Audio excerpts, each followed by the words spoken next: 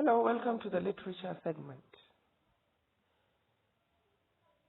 You are Group G1, Biochemistry and Nutrition and Dietetics. The session is 2020-2021 and the university is Bayero University, Kano. Slide 2. What is literature? Literature is a broad term that encompasses almost everything we read, see, and hear. The term literature is derived from the Latin literature, meaning writings, or from the French belles lettres, meaning fine letters. Initially, literature referred mainly to fictional and imaginative writings and was divided into 3 genres or categories. These categories or genres are poetry, prose, and drama. Now you should know that for every people and every culture, there is literature. It may not have been written. The culture may not have the alphabet or may not have letters or written forms. But every culture has what we call oral traditions or oral literature. We don't normally call them literature because they are not written. We generally call them oral tradition, such as folk tales, fairy tales, stories, folk songs, dances, folklore, myths, legends, and so on. Stories are the way we transmit information and transmit knowledge and experience from one generation to another. So stories have always been a part of human existence and a part of human culture. There is no culture that exists without storytelling, without music, without narration. Indeed, everything we do, we narrate or we tell or we recount or we report through stories. We tell about our day, about what has happened to us, and all the things that are going on in our lives. So literature is an integral part of our life, and so it encompasses almost everything that we can read or that we can see or that we can hear. Slide 3. Now, as we mentioned in the previous slide, there are 3 main genres or categories of literature: poetry, prose, and play, or poetry, prose, and drama. Now, it is the form or the shape or the structure of each category that distinguishes it from the other 2. For instance, all the 3 genres could share the same theme or subject matter, such as corruption or love or education, but each one of the genres looks different on the page. What we mean by this is that we can have a poem that is about love poetry, you could call it. We can have a play or a drama that is about love. We can have a novel that is about love. We call them romance stories, if you like. Now, this means that you can have the same theme, the same topic, the same subject matter depicted in any of the 3 genres. You can have a poem and a play and a novel about corruption. You can have it about the importance of education. But when you look at it, a poem looks different on the page from a play, and a play looks different on the page from a novel or a short story, what we call prose. So what this means is that a page of poetry is distinct from a page of play or drama, since poetry does not indicate the speaker and it does not provide stage direction in parentheses or in brackets the way that the play text does. When you take a play, you are reading a play text, a dramatic text we call it, you will find that the names of the characters are indicated. These characters are called speakers. And then this is followed by their speech. Sometimes also there are instructions that are given to tell you this is what the character is doing, or this is what the character should do, or this is the way the character is speaking, or is behaving, or is acting. This is called stage direction. And you don't have any of this in poetry, nor do you have it in prose.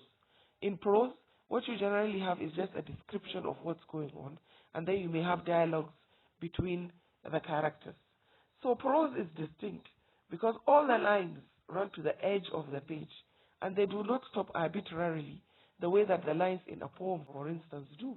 When you look at a poem on a page, you will find that the beginning of the line to the end does not necessarily start from the margin of the page to on the left to the margin on the right. You will just sometimes you can have a line of poetry that is just one word. Sometimes it is 2 or 3 words. Sometimes, of course, there are long lines. So poetry is arranged in lines, and you can see the difference. While prose can run, since it is written in sentences and paragraphs, it runs from the margin on the left to the margin on the right, forming blocks of words. This is also different from the dramatic text, which you will find is interspersed with some words written in italics to show stage direction, some written in bold or in capital letters, maybe to show the names of characters, while ordinary script is used to indicate what is being said. So this means that these 3 genres are distinct from each other, and we shall now proceed to look at them one after the other. Before we move on to a discussion or explanation of the 3 main subgenres that we spoke about, it is important to mention that nowadays there is a new genre of writing or of literature that has been recognized by scholars and by critics. This subgenre of literature, or this category of the 4th genre of literature, is called life writing. Now, this is not to say that it is a new kind of writing. Life writing simply refers to non-fictional writings such as autobiography, biography, diary, journal, memoir, travelogue, letters, and essays. Now, all of these have been in existence since writing began. Some of them have been in existence before even writing in some oral traditions. For example, you can have the stories about the lives of heroes or warriors, which is transmitted from one generation to the next, either through song or through stories. So these are biographies. People also talk about their lives, or talk about or tell the stories of their lives. This is autobiography. It may not necessarily have been written. So the fact that we say we now have a 4th genre of literature does not mean that it has not been in existence before. We are only saying that it is now that it is being recognized as a genre in its own right. Because previously, all these subgenres of life writing, or the genre of life writing, had simply been considered to be part of prose, since it is written in prose. Nowadays, however, it is read and discussed and examined as a separate genre in its own right.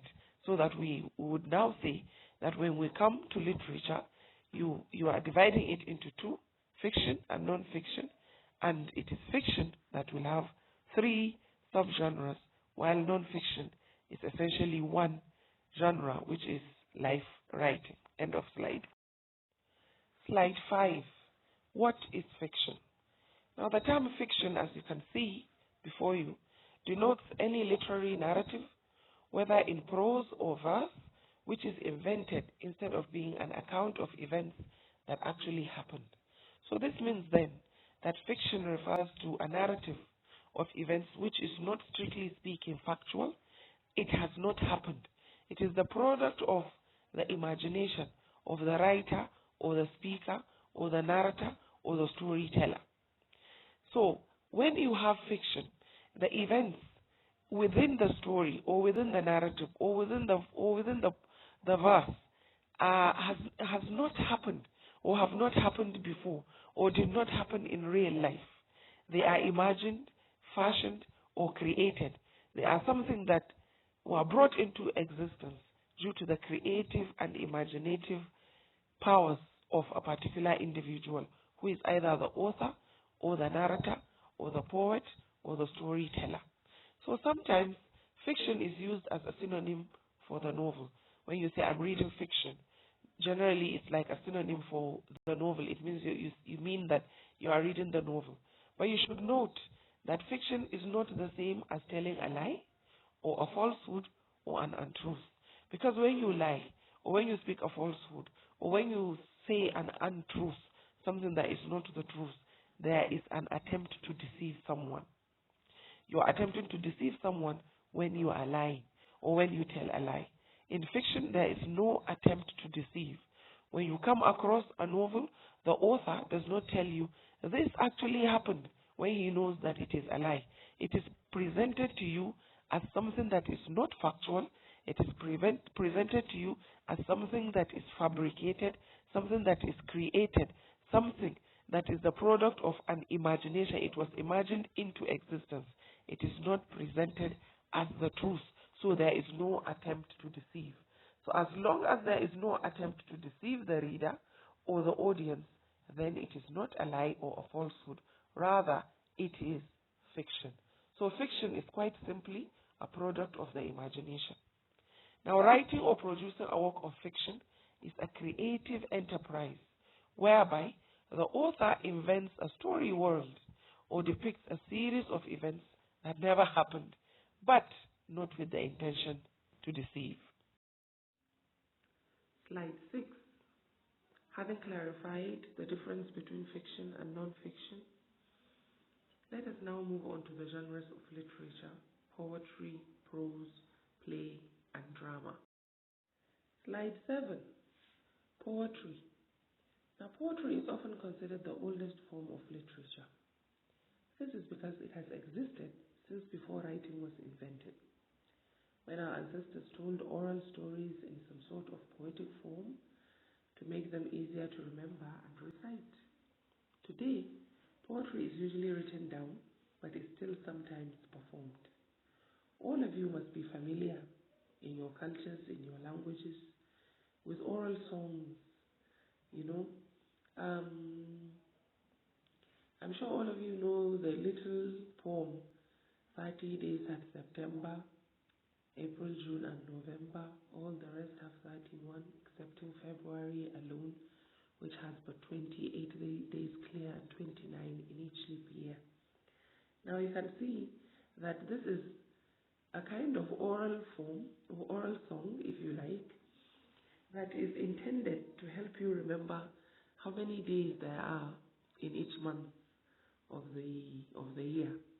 So it is something like that. Poetry has always existed, and songs would be invented to help the speakers of a particular language to remember things. So this is why poetry is often considered as the oldest form of literature.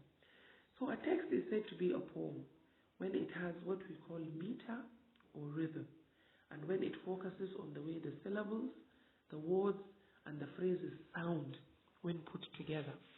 Of all the three genres of literature, what we are saying here is that poetry is the one that pays the most attention to sound, to how the words sound, because poetry is meant to be recited, to be read aloud, and to be listened to. Unlike prose or with a play text, which you sit down and you read quietly, with poetry you are supposed to be aware of how it sounds.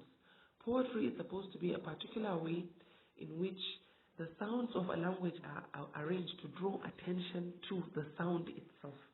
This is where we have what we call rhythm or meter, where we have what we call rhyme, because you want it to have musicality, to sound different from the way we speak ordinary language.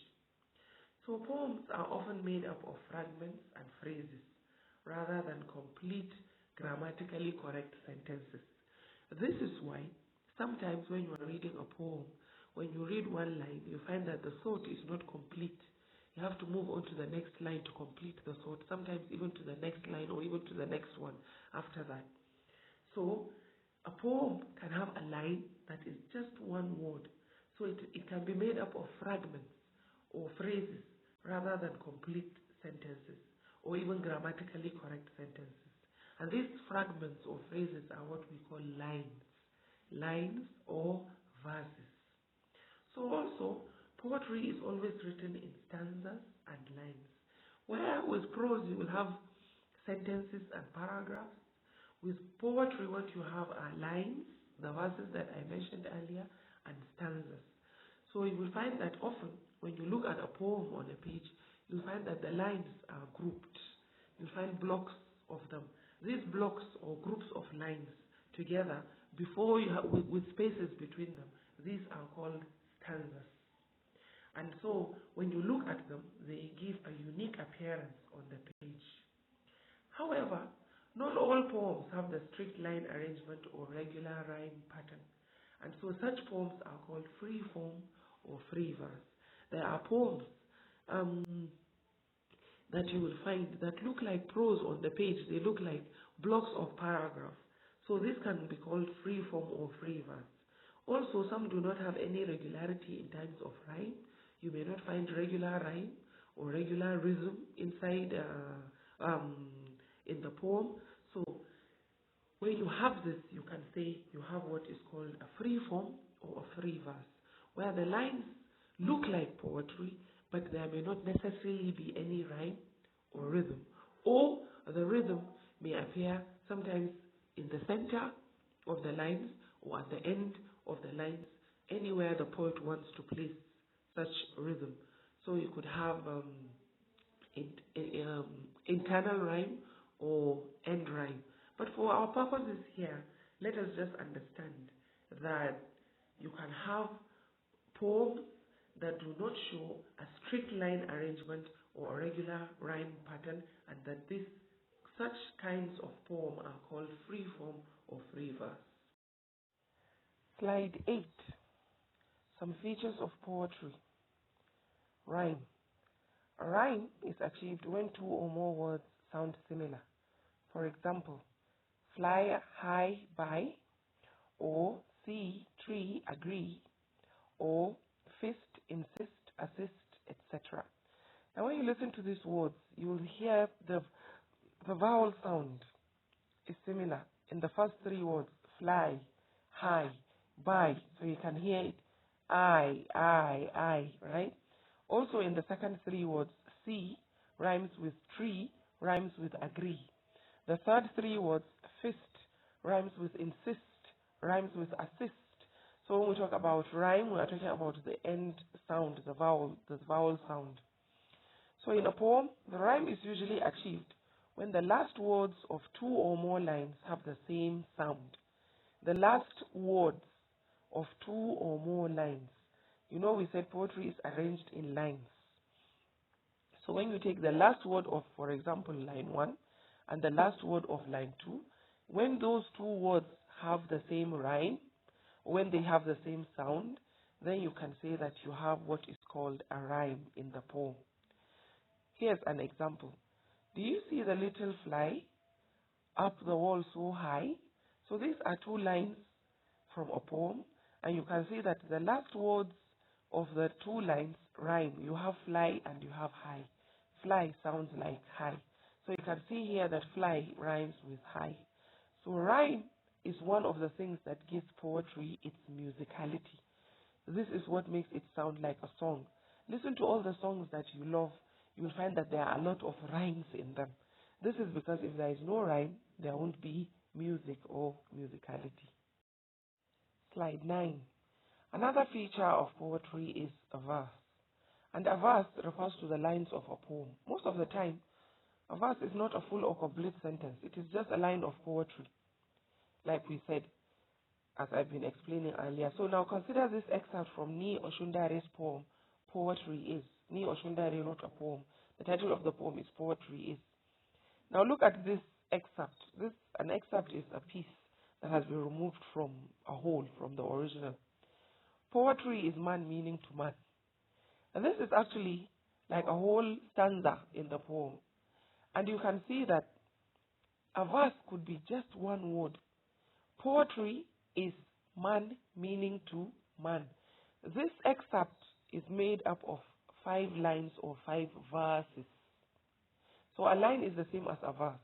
And you can see from this example, like when you take the second line from this excerpt or the second verse, you'll find that it is just the word is. So this is the thing about poetry. A verse is just the lines of a poem. And most of the time, it is not a full or a complete sentence. It is just a line of poetry. Slide 10. Another feature of poetry is stanza. And this word is derived from the Italian for stopping place. In Italian, stanza means a place where you stop. Now, in poetry, a stanza is a grouping of the verse lines in a poem. So stanzas are often separated by a space in the printed text. That is to say, when you look at a poem, often you will find that lines are grouped together with spaces between them. Now, when you have these groupings, 2, 3 more lines grouped together, close together, separated by a space, followed by another group of lines separated by a space, these groupings are called stanzas. So the stanza is the equivalent of the paragraph in prose writing. When you take a novel or a short story, you'll find that it is written in sentences and paragraphs. And you'll find that each paragraph is distinct from the next one. So the stanza is the equivalent of the paragraph in prose. So in other words, a passage or a story or essay is made up of paragraphs, while a poem is made up of stanzas. So a paragraph is made up of sentences, while a stanza is made up of lines or verse. The excerpt given from Oshundari's poem is a stanza. Poetry is man meaning to man. That is a stanza. But you can see that when you put all the words together, you have just one sentence forming the whole stanza. However, you do know that one sentence cannot make a paragraph in prose. In poetry, however, it can make a stanza because it has been broken down into lines. The next genre of literature we shall be considering is prose. And prose can be defined as any kind of written text that isn't poetry, that isn't written in poetic form. So the most typical varieties of prose are novels and short stories, while other types include letters, diaries, journals, non-fiction. Like we mentioned earlier, I told you that before, life writing was considered just as a kind of subgenre under prose because it is written in prose form. So this is why you have the genres of life writing here, such as letters, diaries, journals, non-fiction, biographies, autobiographies. These are all prose writings, but the most common ones when we speak of prose are novels and short stories. Prose is written in complete sentences and it is organized in paragraphs. So instead of focusing on sound, which is what poetry does, prose tends to focus on plot and on characters. So the focus in poetry is sound. This is why you have something even called nonsense poetry. You can have a poem that doesn't have any sense or doesn't make any sense really at all, but it will still be called poetry because it has rhyme, it has rhythm, it has musicality, sound is there. So for poetry, sound is relevant. However, when you come to prose, the idea is to have a story, to learn something. And two things that are central to a story would be the plot, that is how the story unfolds, what is being told, the things that are happening, and characters, the people that drive the plot, the people that are taking part, whose actions are the drivers of the plot, those who are the inhabitants or the inhabitants of the story. So this is the focus of prose. What is the story about? Who is the story about? What is the story talking about? What does it look like? What is its structure? And who are the characters or the people in the story? And what is going on with them? So that is the focus, not whether it sounds musical or not. Of course, we do pay attention to beautifully written prose works. There are some works that sound almost like poetry, but that is not our concern here. Our concern here is just to understand that in poetry, the focus is sound. In prose, the focus is plot and characters and all the things that make a good story. Slide number 12. So let's take a look at some features of prose. And we are going to begin with plot. Plot means the arrangement of the events of a story. And the most common type of plot is the linear plot, which has this structure: beginning, middle, and end, or departure, adventure, and return. So this is what we are saying here, that Plot is the arrangement of the events of a story. And the most common type of arrangement is when you begin from the beginning. You move on to the middle of the story, and then you finish or conclude at the end. This is called a linear plot. But that same linear plot can have a different nomenclature. That is, instead of saying the beginning of the story, the middle of the story, and the end, you can have a story starting from a departure from home, when you leave home or when you leave the familiar. Then you embark on an adventure, or your character embarks on an adventure. And then after the adventure, the character returns home or returns to the familiar. So this is also a linear plot: departure, adventure, return. However, you should know that not all plots are linear or chronological. Yes, linear plots tend to be chronological. When we say something is chronological, it means that the way the story is arranged, or the way the events of the story are arranged, is the way they occurred in real time.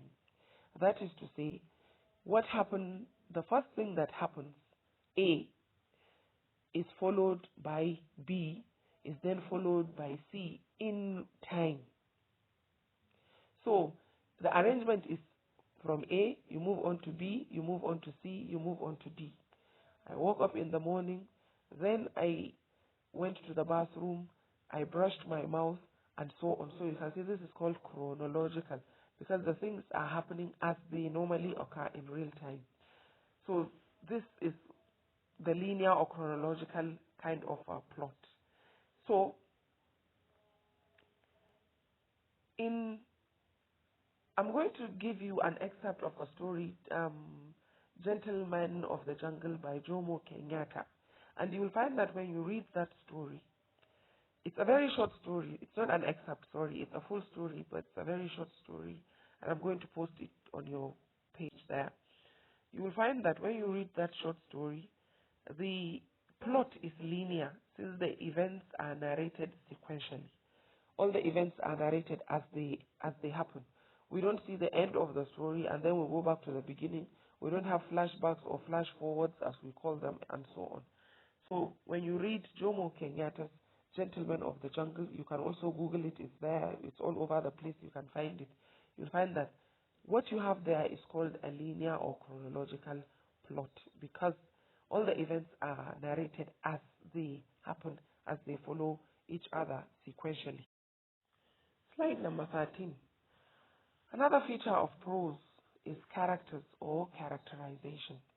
Now, characters are the people, animals, or things whose actions drive the plot or whose actions drive the story. So this means that characters can be human or non-human, such as animals, trees, or even things, depending on what story you are reading. When you think about children's stories, you can find a clock that talks, or a pen, or a book that is trying to run away. This means these are all, you can call them characters, and this means that characters do not have to be people like you and I. So characters can be either round or flat, or they could be major or minor. When we talk about round characters, we are talking about characters that are like real people. They show dynamism, they show change, they show growth, they show development. They are not flat, they are not static, they don't remain just the same. But flat characters are characters that never change. When you read a story, they are the same. Nothing happens to them, nothing changes with them. And this is why sometimes flat characters are minor characters. They don't play any important role in the story.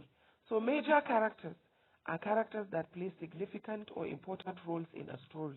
Without them, there would be no story. When you take any story, any novel or short story that you are reading, you will find that there are certain characters that are central to the story. They are important. Without them, if you remove them, you don't have the story.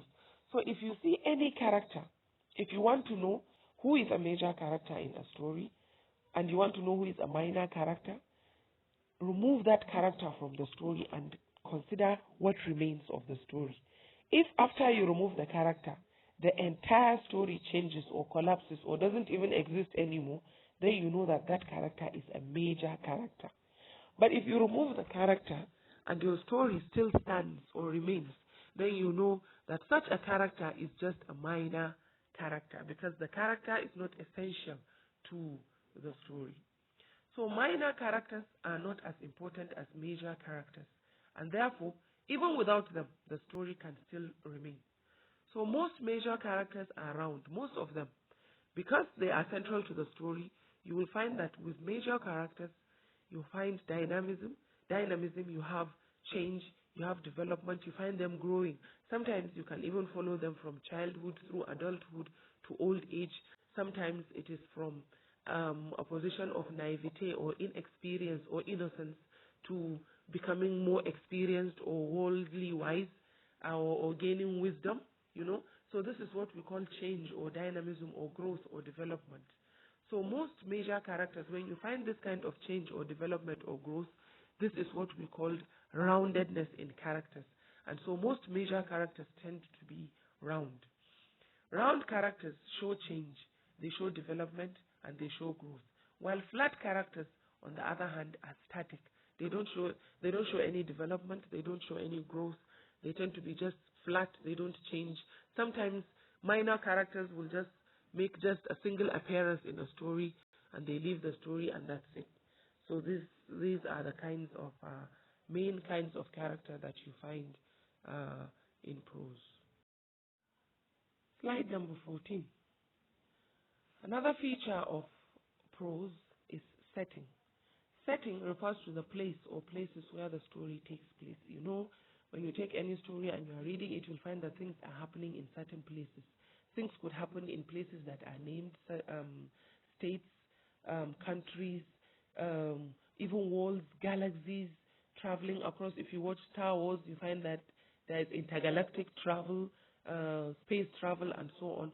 So all the places where the story takes place. But these places could also be very much smaller, such as a room, a living room, an office, a kitchen, and so on and so forth. So setting can be a room, it can be a house, it can be a country, it can be the forest or even another planet. And settings can be actual places that we know, such as Kano, for instance. BUK is another example.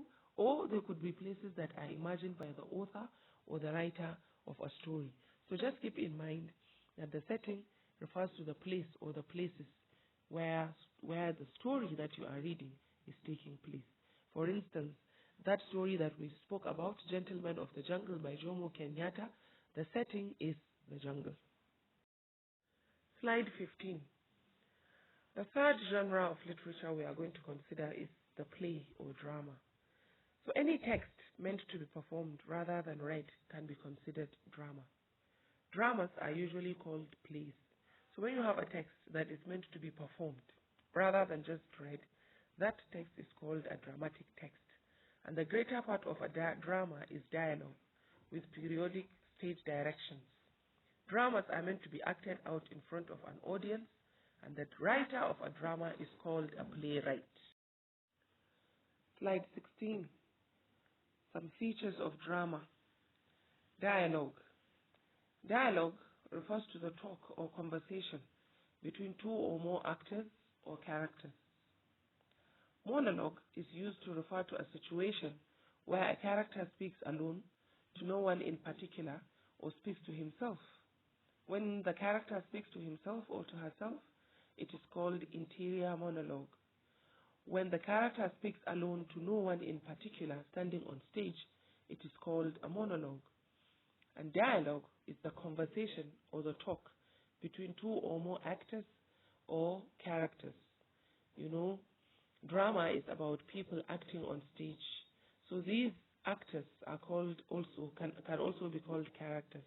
So when they speak to each other, they are engaging in dialogue.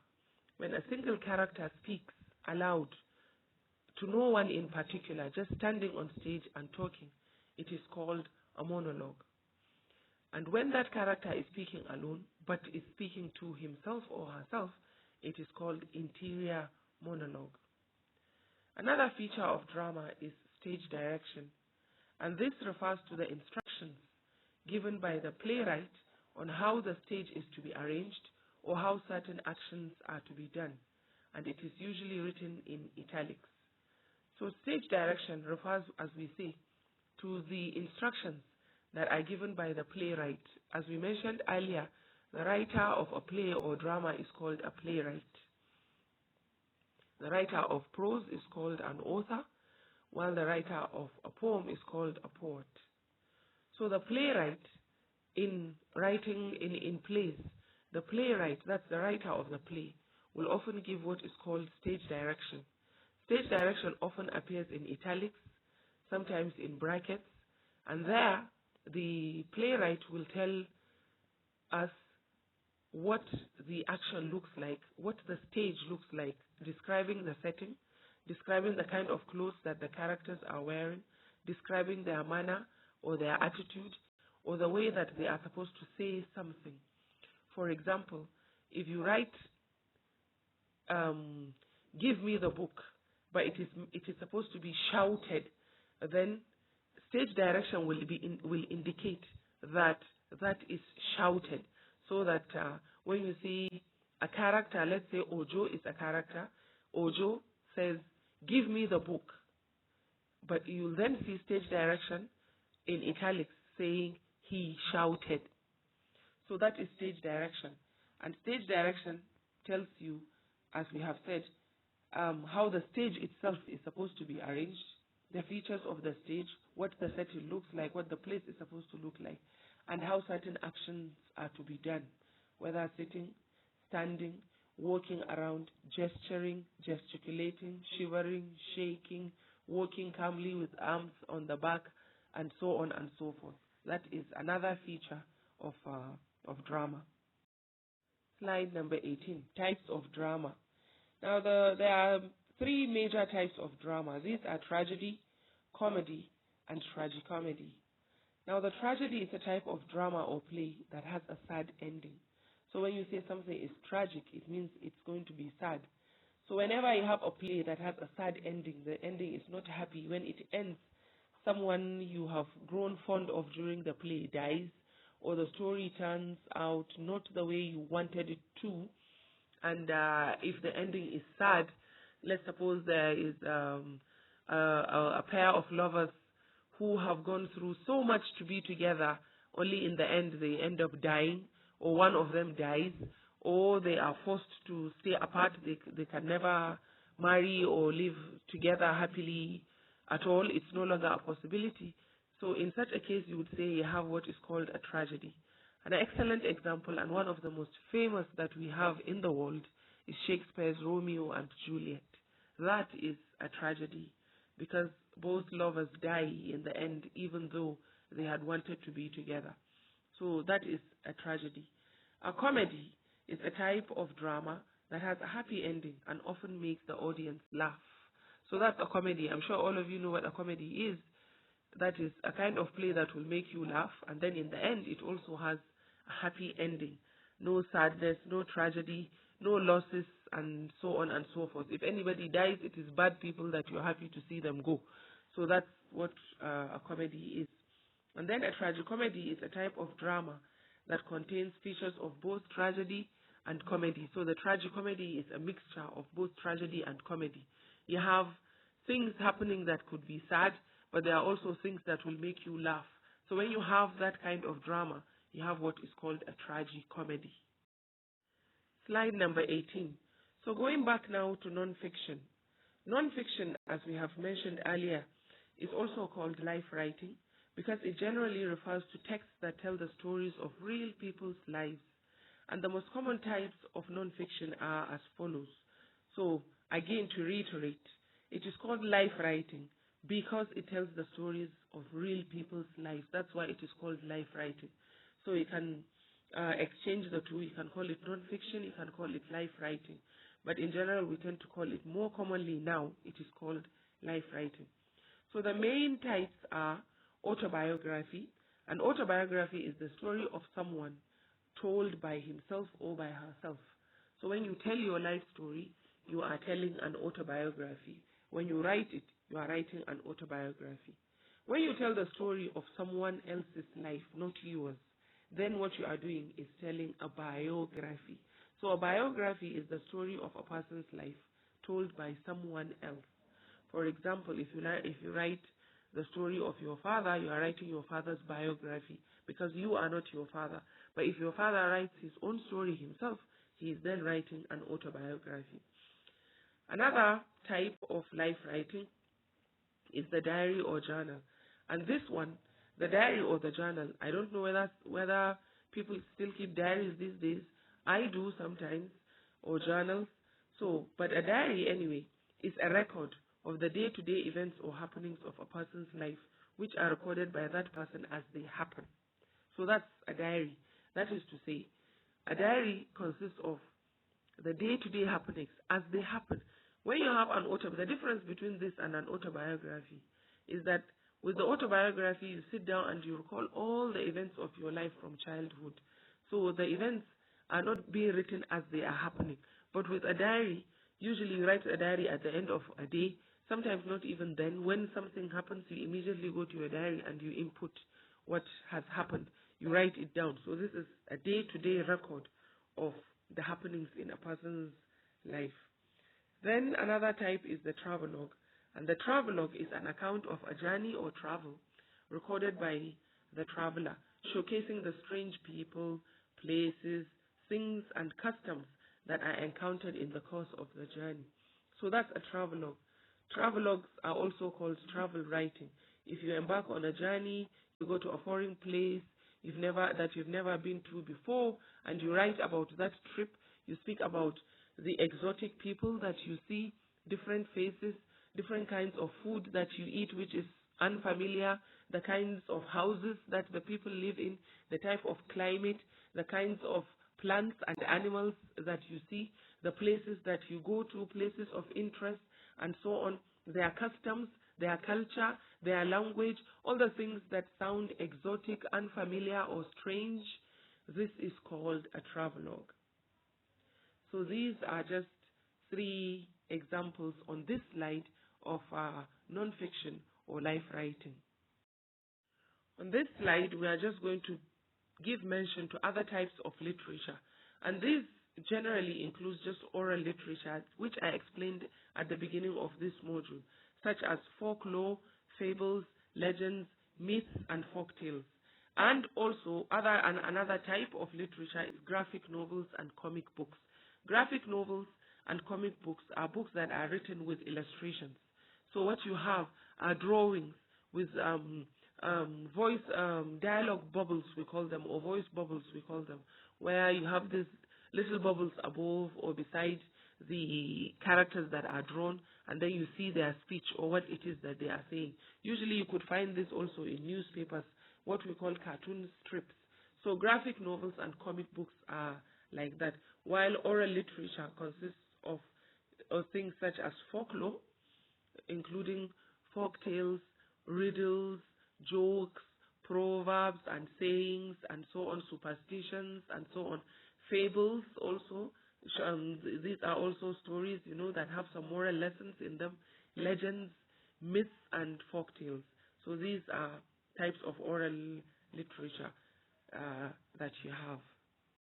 So to conclude, literature is divided into 3 major genres: poetry, prose, and play or drama. Prose works can be further divided into fiction and non-fiction, and each of these has its own features and characteristics. Now, the beauty of literature is that it is all around us. Like we said at the beginning, whenever we tell stories or recount our experiences, we are engaging in literature. So it is in literature that human beings record and keep the best that has been known and thought in the world. When you are looking for the best ideas, the best expressions, the best kind of writing, the best that we know and that we have thought in the world, it is kept in literature. All our religious books are written literature. We call them religious literature. All the important things, important documents, important information, important knowledge, philosophy, science, stories, all the things that we need to keep, we usually keep them in literature. So literature is all around us. Important things we sometimes often capture in song. Whether we want to ridicule those things or want to venerate them or celebrate them, we can capture them in songs or in plays or in prose. So it's like literature is a sort of preservative for us.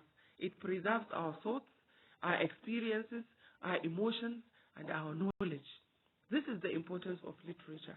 So it is through the constant engagement with literature that we can improve our vocabulary, gain general knowledge, and sharpen our mental faculties. This is why there is always a huge difference between people who read and people who do not read.